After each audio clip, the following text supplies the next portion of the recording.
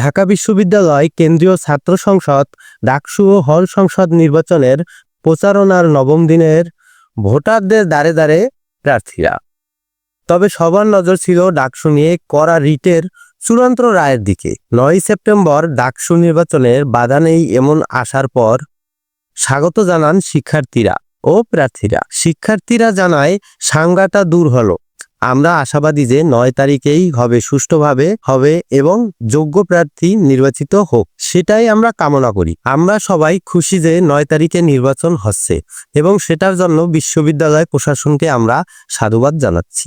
দুপুরে chief returning অফিসারের কার্যালয়ে যান জাতীয়তাবাদী ছাত্রদল সমর্থিত ভিপি জিএস প্রার্থীসহ প্যানেলের অন্যান্য সদস্যরা।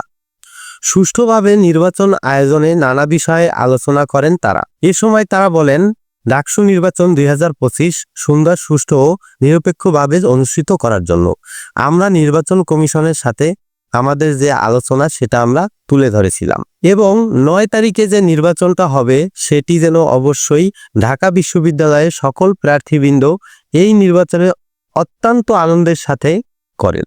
যে দীর্ঘবহুল প্রতীক্ষিত আমাদের ডাকসু নির্বাচন, সেই নির্বাচনে ভোট দিতে আসে। এদিকে সামাজিক যোগাযোগ মাধ্যমে ডাকসু নির্বাচন নিয়ে রিটকারীকে কুরুচিপূর্ণ ভাষায় হুমকি দেওয়ার ঘটনায় ঢাকা বিশ্ববিদ্যালয়ের সমাজবিজ্ঞান বিভাগের শিক্ষার্থী আলী হোসেনকে বিশ্ববিদ্যালয় থেকে ৬ মাসের জন্য বহিষ্কার করা হয়েছে।